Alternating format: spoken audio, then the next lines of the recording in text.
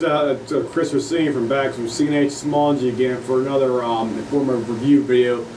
This one deals with firearms, weapons, and stuff like that because what I got in front of me right now is a VEPR-12. This is one of my VEPR-12s here. I'm going to get the condom off the top end on here.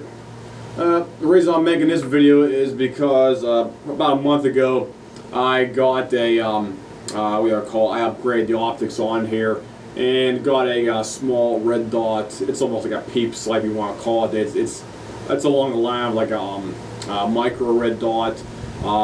It's called a Bushnell TRS-25. I got this thing on eBay about a month ago. I set on there, and it's basically very good for this kind of shotgun right here because I really didn't want to pony up the cash and get the same scope I got on one of my 8K. It's the rakurs-a scope because this VEPR doesn't have a side mount for a rail, even though they have a Picatinny Weaver rakurs-a scope. I think it's on Klink. It's like 500 something on there for that, but I really didn't want to get an optic that was basically going to almost like the same price what the gun was, because I got this done for about 800 bucks a couple of years ago. And like put an optic on it for like $599. It's almost like the same price of what the actual gun you purchased it for. And so I basically cheaped out, even though this optic is basically pretty good for me. I took it to the range here a couple weeks ago and this past week, and it shot excellent. Shot excellent groups on her for that. After I got it dialed in, because you do have to dial these things in, so just be aware of that fact. And you also include, this thing also includes a couple lens protectors right here. You see these things right here. You get the one in the front, one in the back. They have two different indentations. One's a deeper depth. The other one is a stepped one for the back. So you have one in the front, and you got one in the back as well too. Let me flip it around here. See the other side here. There you go. There's the left, there's the right side and the other side. The left side.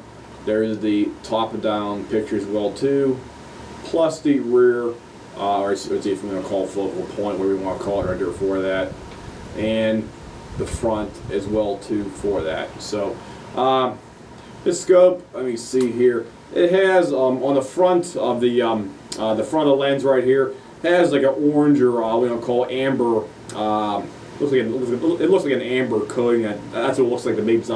I'm partially colorblind, so it looks like a yellowish amber color to me.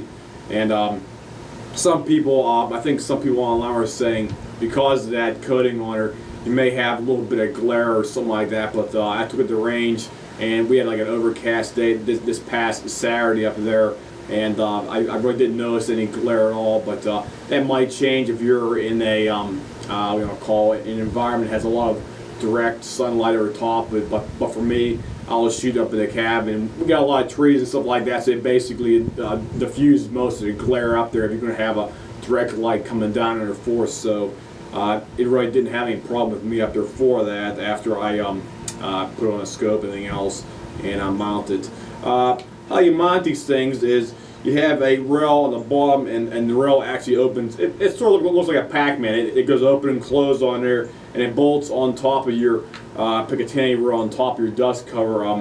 The good thing about mine is it doesn't have a lot of cant to the rear dust cover on it, because a lot of my buddies online who have VEPR-12s have basically varying degrees of cant on their the rear dust cover. Some guys just sent it back to the factory. Other guys took the rail off and put a new rail on there, and I basically did away with it and put an aftermarket one possibly on there for that. But mine doesn't have a hardly any cant to it at all. Let me just double check it right now so I can probably just give you a picture of what kind of cant it has on here. There's a teeny bit of cant to the right. I'd say maybe like a half a millimeter or something, but overall it's still, I'd say, within spec. I'm not going to complain and bitch and moan about it and stuff like that. So you're not going to hear any complaints about from me, because whenever I was up there shooting with basically just the iron sights on here, they were basically dead nuts except for the windage. Because when I was zeroing with the iron sights, I had to move the front to slide up probably about maybe about a half a turn on there. And the rear sight, I moved it over about one click over to the right. So it's basically, I'd say about a hair over to the right. So the iron sights and the red dot sight, they're basically aligned okay right on. I didn't actually do a call a 1/3 coat Winnings, because it's almost like pointless doing on a shotgun, because most shotguns are only going to be for close quarters combat. This is basically, I mean, it's like a plinking gun up my cabinet anyway, so it's not going to be used for any type of like long distance match shooting or something like that. It's only going to be used for like between 25 and probably about 50 yards, because my range is only about 45. It's about 45 yards from where I sit or stand down to where I got a big pile of tree stumps and everything else like that. So I put my targets right in front of that, so everything's going into that. So it basically nullifies any bullets that go into that. So that's how I got mine set up right there for that. And these things, these Bushnell TRS-25s, you got 1, 2, 3, 4. You got 11 different settings for the actual the brightness limiter for that. Me personally, I keep it on number 1 or 2 on here. Let me double check here, guys. Let me see, 1. Yeah, I'd say if you get a lot of brightness outside, keep it on 2. But if it's like overcast or like partially cloudy, 1 should be okay for you, because right now I'm sitting in my shed over here, and 1 is perfectly fine for inside right here for that. If you're outside, take up to about 2 on there, but overall that's about as good as it's going to get for having, because you don't want your the actual red dot to get really blobby, or it gets almost like a blotch if you turn it up real high, because my other Venezuelan PKA, if you turn up to about, I think 5 or 6, it starts getting like a halo, like a weird looking halo effect on there. So it's always better to keep them on the lowest possible setting to possibly keep the red dot perfectly sharp on her for that. And that's basically how you should keep the red dot on there for that. How you adjust, or I should say, how you zero these things. It's not the exact same thing as like your Russian optics and stuff like that. This is an American style optic. So basically what you want to do to zero these things is mount them on top of your picatinny dust cover right here, as I have right here. The reason I have it mounted all the way in the back as it is right here is because I had buddies online who mine their red dots all up in the front up here, and some were having like some guys are having intermittent feed problems out there and jamming, and the gun wasn't cycling completely out there for that. So that's why I recommend mounting your red dot post the ejection port on there for it. So basically get your whole ejection area right here, or should let me just pull it with a pin over here. Oh, there we go. Okay, here we go, guys. Okay, you get your whole ejection area right up here. So basically I got it mounted right next to where the dust cover starts on the right hand side right here. So it's basically almost butt up against where the dust cover actually starts right here. So any shells are going to fly out, they're going to go straight out of here, and nothing's going to hit the red dot. So it's basically mounted, I'd say about 3/4 of an inch past the middle picatinny rail, 1.5 inch peaks, because they got like a wedge, like a little wedge right here. So it's mounted on the back side, almost flush with the beginning of the rear dust cover on the right side right there for that. And that's where I got it situated, because of people online said you have to have it back after your shells, where actually shell the eject in there for that. So next thing is how you zero these things. How you zero them, as I said before, it's America. It's not a Russian or Ukraine or column block weapon scope optic where we have out there. Basically, you take your caps off the screws on here for that. They got relatively small screw caps on here for that. I think they're plastic, I think. Here's the vertical elevation. Here's the horizontal, or as you call it, the windage right there for that. So you got 2 screws, and on the 2 screws, the top one, you have a knob that says up, and it's going counterclockwise. So basically what you want to do is say you take it to your range or your 50 yard or 25, wherever you want to try, zero it. You try to hold it in some kind of a vise or some kind of a gun vise, whatever. Because I don't have a gun vise. All I got is like a little small stool where I'm actually shooting at, trying to zero my optics on my cabin, and all I got is a big log I put across right there, and I put it right in a handguard right there for that.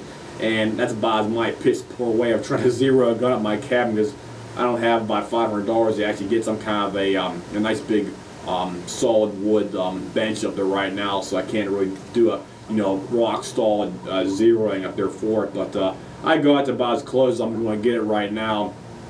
And how you zero, as I said before, you turn your thing counterclockwise. What you want to do is basically you want to hold the thing as steady as possible, and like you point it right at the bullseye, and you see where you're shooting at. So your point impact, see where your point impact is actually at. So like say you got the scope on, you're on the gun right now, and as tight as it can be, and you're holding it rock steady, and the thing's a little bit low or something like that. Well, what you want to do is you want to turn the top screw counterclockwise, which is up, which basically means is it adjusts the impact point vertically, as opposed to mostly con block red dot. Because my PKA, the actual reticle inside moves up to compensate for the actual bullet. So rather than having the Americanized version, the con block one does a bit of different, I'm going to call it lens.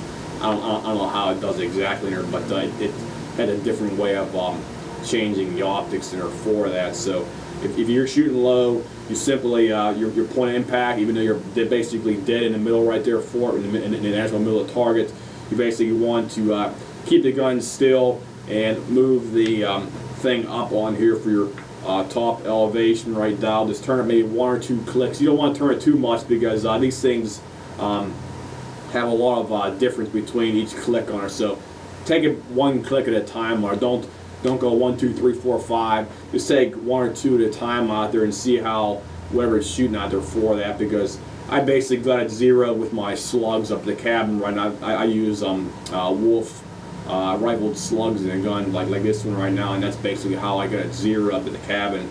So that's basically my opinion of how to zero the gun. If it's like shooting to the right, just basically turn the dial counterclockwise over here, and it'll basically move the position to the right on there for that. So it'll bring it over to where it's actually hitting it on there as well. That's how it worked fine on me for that. So, and if anybody has any questions about something like that, you can feel free to leave me a message here, and I'll even show you a picture of what I have here from my last grouping here. Because I took about a couple boxes of ammunition up there just to see how I was going to shoot up there this past week after I remounted on there, because I originally took it off a couple weeks ago, then I put it back on in basically the same position, and it held zero perfectly fine. So I didn't see any zero changes at all after I moved it around and put it back on a gun. As long as you mark where it actually was sitting at before, because I got a couple magic marks right on the bottom where it actually sits on the picatinny rail here, so I know where it's going to have to be exactly at right there for that. So here's my last shot right here. Remember, this is with Wolf slugs or whatever. Here we go. I was aiming basically directly into the center of the target right here. You see the I basically just put a pen mark on it, almost like a magic mark. It's not a magic mark, it's a regular pen. And it's shooting a little bit to the right and maybe down about a ½ an inch. And that's basically me shooting like unassisted right there. Just basically sitting it just like that, shooting just like that. So for all intents and purposes, accuracy-wise, I'm completely satisfied with how it's shooting right there. So it's definitely within the I'm going to call within in my okay spec for its shooting, because I was shooting at about 40-45 yards right there for that. So that's a great shooting for me, because just basically open sights.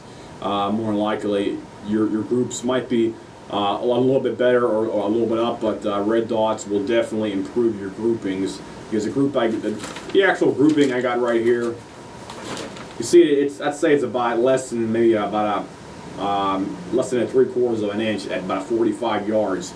So I can't really beat that right there, if you can say it. And that's basically shooting a modified VEPR-12 here. Basically, only mods I got on there is the front muzzle brake, the red dot, the CSS gas or stainless steel gas puck in there, and I'll just shooting plain rifled wolf rifled slugs out there for that, and it shoots great groups out there for that. So I definitely recommend this sight right here. It's a great sight. I got this one on eBay for about 70, I think about 71, 72 bucks.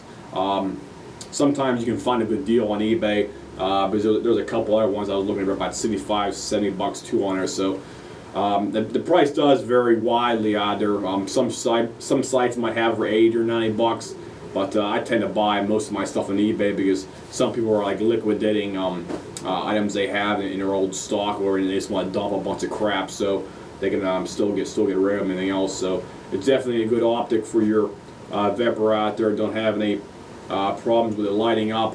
I even left it sit in my garage here a couple of days back for about 2 days straight to see how the light would go down, or get dim or anything else. But it stayed on for 48 hours, the number 3 setting on her for that, so I didn't have any problem with that. So I don't know what else to tell you guys, but I really like it. Give it 2 thumbs up. So if anybody has any comments, questions about this Bushnell TRS-25, I'd definitely give it 2 thumbs up. If you've got a VEPR, you want to push the accuracy for your gun, this is what I call a slightly above entry level red dot. You don't want to get the cheaper $25 or $30 one. I'd say this is like a step up from the cheap low end red dots out there for that. So anybody has any questions, comments, whatnot about something like that, just feel free to leave me a message on my page here, and I'll try to get it back to you as quick as possible with any answers to any of your guys' questions. So have a nice day, guys.